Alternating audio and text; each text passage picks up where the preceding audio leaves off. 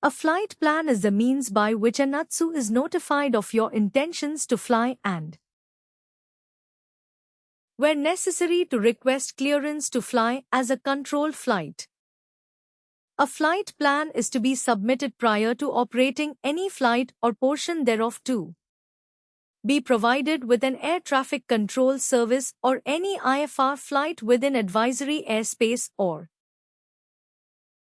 any flight within or into designated areas or along designated routes when so required, by appropriate ATS authorities to facilitate the provision of flight information, alerting, and search and rescue services or any flight within or into designated areas or along designated routes when so required by the appropriate ATS authority to facilitate coordination with appropriate military units or with air traffic service units in adjacent states in order to avoid the possible need for interception for the purposes of identification.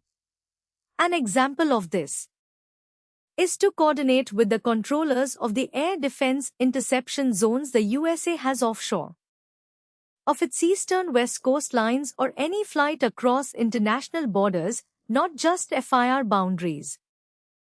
A flight plan should be submitted before departure to an ATS reporting office, flight planning section, OPS room, ATC or FIS office, or during flight, transmitted to the appropriate ATS unit or air-to-ground control radio station unless arrangements have been made for the submission of repetitive flight plans. Unless otherwise required by the ATS authority, a flight plan is to be submitted at least 60 minutes before departure, or if submitted in flight at a time that will ensure its receipt by the appropriate ATSU at least 10 minutes before the aircraft is estimated to reach the intended entry point to a control area or advisory area, or the point of crossing an airway or advisory route. A flight plan is to contain the following as considered relevant by the appropriate ATS: aircraft identification, flight rules and type of flight, number and type of aircraft and wake turbulence category, equipment, departure error room and estimated off-blocks time.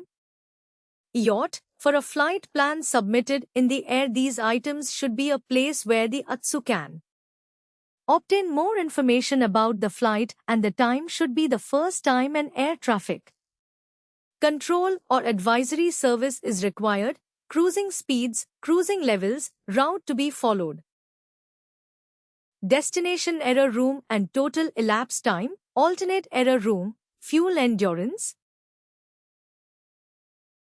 total number of persons on board, emergency and survival equipment, other information.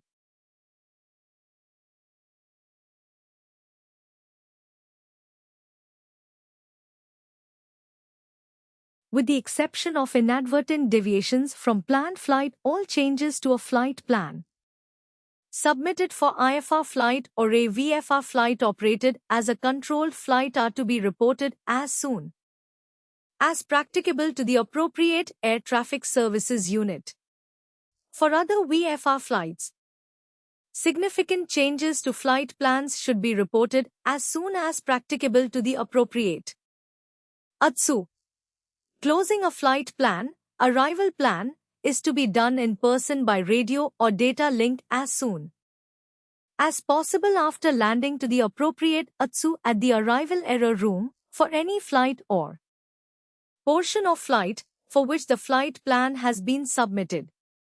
On receipt of the arrival report, the ATSU will close the flight plan when communication facilities are known to be inadequate and alternative message handling facilities do not exist. A message comparable to an arrival report is required.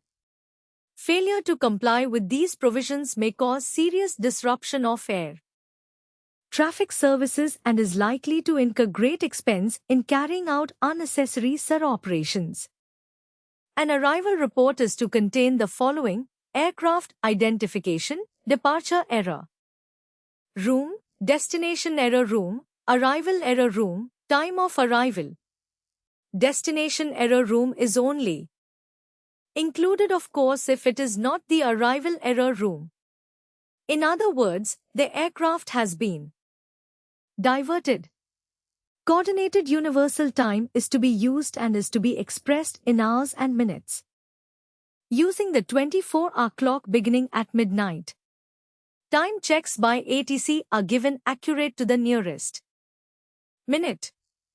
An ATC clearance is to be obtained prior to operating a controlled flight or a portion of a flight as a controlled flight.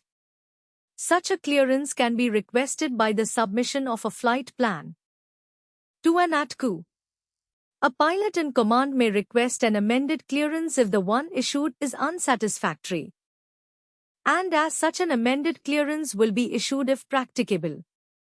It will be normal practice for a clearance to be passed to the aircraft before departure, and at busy aerodromes a discrete clearance delivery frequency is specifically established for the issue of ATC clearances. Before passing the pilot a clearance, you will be asked ready to copy. When ready, your response will be go ahead. The clearance will be read to you, and when terminated you will be asked to read back. You are required to read back the clearance verbatim. If you make an error, you will be asked to repeat the process until you correctly read back the clearance. This ensures that you completely understand the issue clearance. Don't forget that air traffic controllers are fallible. So if you believe that there is an error in your clearance, then query it. Flight plans are to be adhered to unless an emergency situation occurs which necessitates immediate action by the aircraft. In such a case, the ATCU is to be informed as soon as possible. Controlled flights are required to operate along the center line of an airway or route directly between beacons if that is how the route is specified. If a controlled flight inadvertently deviates from its current flight plan, the following action is to be taken.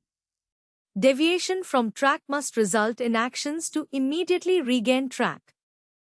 Variation in TAS by more than plus minus 5% of TAS specified in the flight plan must result in the notification of the ATC. Change is an ETA that result in more than 3 minutes being added to arrival times at reporting points or FIR boundaries must be communicated to the ATC.